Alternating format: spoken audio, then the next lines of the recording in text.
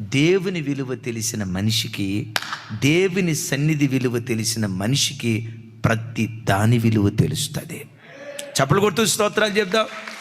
దేవుని విలువ తెలియనోడు, దేవుని సన్నిధి విలువ తెలియనోడు, చూడండి, దేవుని విలువ తెలియనోడు, దైవ సన్నిధి విలువ తెలియనోడు, భార్య విలువ తెలియదు, ఆడికి భర్త విలువ తెలియదు, కుటుంబ విలువలు తెలియవు, సంఘ విలువ తెలియదు.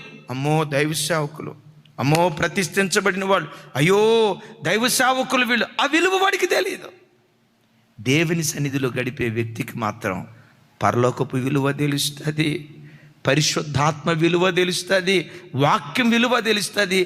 ప్రతి దాని విలువ తెలుసుకొని దాన్ని కాపాడుకునేవాడిగా మారిపోతాడు. విలువలేని చిక్కుడుగాయల కూర కోసం విలువైన జాస్తత్వాన్ని కోల్పోయాడు.